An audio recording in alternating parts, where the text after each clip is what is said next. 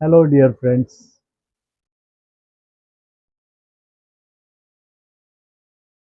दोस्तों, कभी कंपटीशन की भावना अगर हो, एक दूसरे से आगे निकलने की भावना हो, एक दूसरे को नीचा दिखाने की भावना हो और एक दूसरे के प्रति घृणा की भावना हो, तो जीवन कैसा हो जाता है। आज की दुनिया में क्या हो रहा है, हम सब एक दूसरे के पीछे भागने के लिए लगे हैं। हर आदमी चाहता है कि मैं आगे निकल जाऊं, दूसरे को पीछे छोड़ दूं।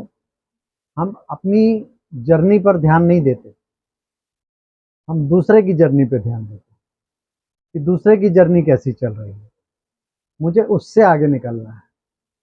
लेकिन दोस्तों, अगर आप कभी ट्रैफिक में जा रहे हैं, अपनी कार ड्राइव कर रहे हैं, अगर आप ये सोचो कि मैं सारी कारों को पीछे छोड़ के, सारे ट्रैफिक को पीछे छोड़ के सबसे आगे निकल जाऊं, क्या ये पॉसिबल है?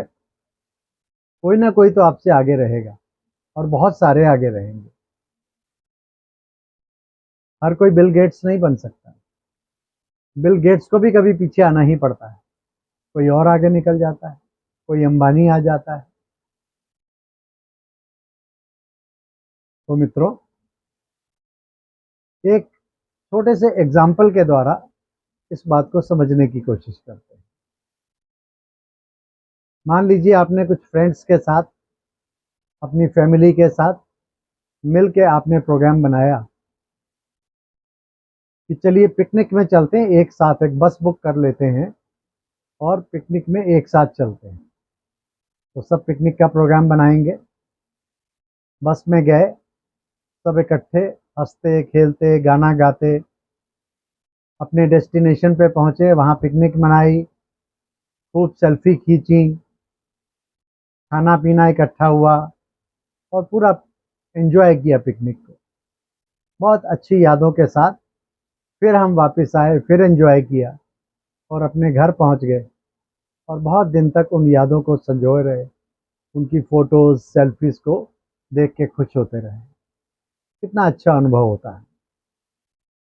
अब इसी स्थिति को थोड़ा सा बदलते हैं। मान लीजिए कुछ समय के बाद आपने फिर प्रोग्राम बनाया कि चलिए सब लोग चलते हैं पिकनिक मनाएंगे, पर इस बार तरीका दूसरा होगा। सब लोग अपनी अपनी गाड़ी से जाएंगे, अलग अलग जाएंगे, लेकिन जो व्यक्ति सबसे पहले उस डेस्टिनेशन पे पहुंचेगा उसे प्राइज दिया जाएगा। तो दोस्तों, परिस्थिति कैसी होगी? आप अपने स्थान से चलेंगे और आपके मन की स्थिति यही होगी कि मैं कैसे सबसे जल्दी से जल्दी पहुंच जाऊं, सबको पीछे छोड़ दूं। रास्ते में मान लीजिए आपकी फैमिली आपके साथ है, आपको भूख लगती है, किसी रेस्टोरेंट पे रुक के खाना चाहते हैं, लेकिन चूंकि आपको पहुंचने की जल्दी है, आप रुक के भोजन भी नहीं करेंगे, लंच भी नहीं करेंगे, अब डिनर भी नहीं करेंगे। क्यों? आपको नंबर वन आना है। इस रेस में सभी एक दूसरे के से आगे निकलने की होड़ होगी। कोई भी एंजॉय नहीं कर पाएगा। अभी आप ट्रेवल करते हैं तो अपने साइड सीन्स आते हैं, उनको एंजॉय करते हैं, लेकिन जब आप गाड़ी को स्पीड में दौड़ाते हैं और आगे निकलने की रेस में होते हैं, तो आप साइड सीन्स को एंजॉय नहीं कर पाते, फैमिली के साथ एंजॉयमेंट नहीं कर पाते, आप स्ट्रेस में होते हो।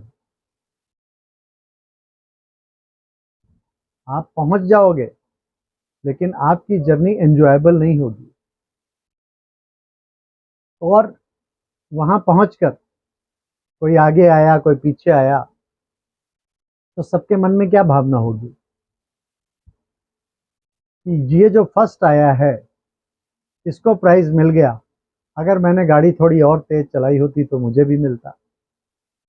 उसके मन में कौन सी भावना, कौन कौन सी भावनाएं आएंगी? सबसे पहले जेलसी, ईर्ष्या, ये मेरे से आगे निकल गया। दूसरी कौन सी भावना आएगी?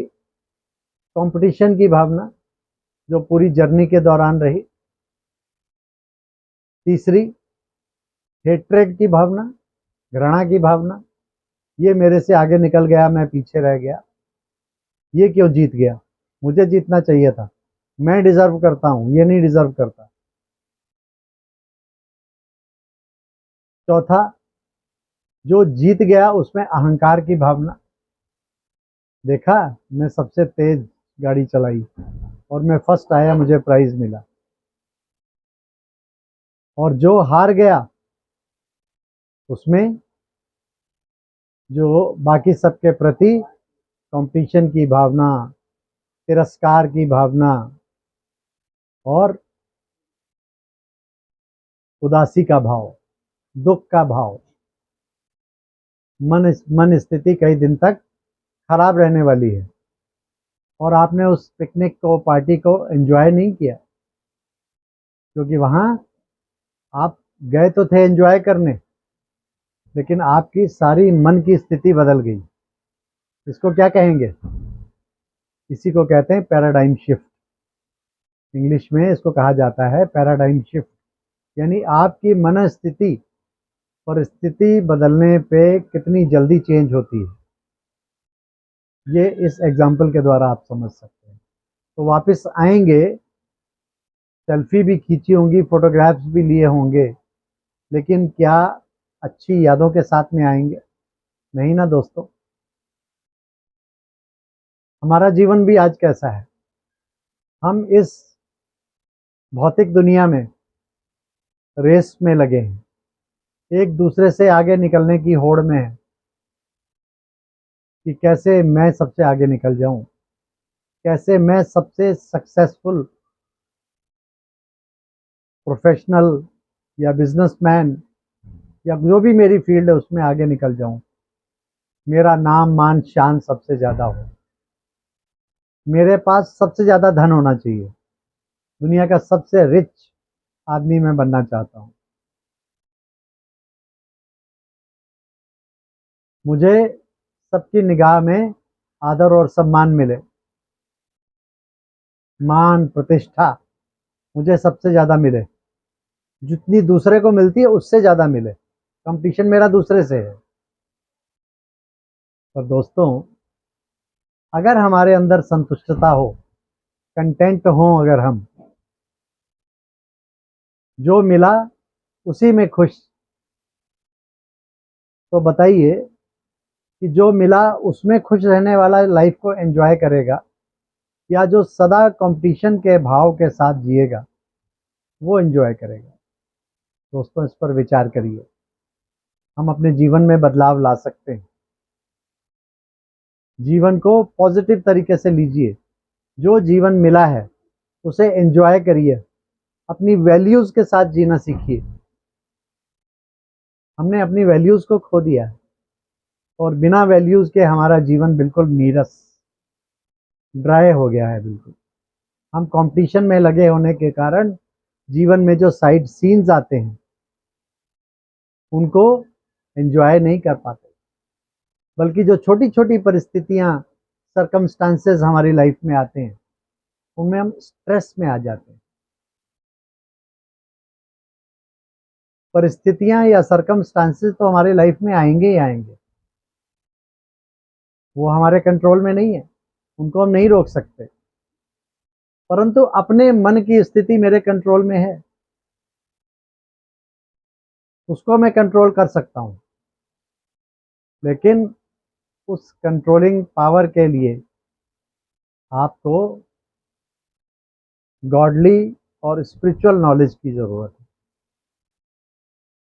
आज इस आपाधापी के जीवन में, भाग दौड़ के जीवन में, हम 5 मिनट का समय भी अपने लिए नहीं निकाल पाते। निकाल सकते हैं लेकिन निकाल नहीं पाते,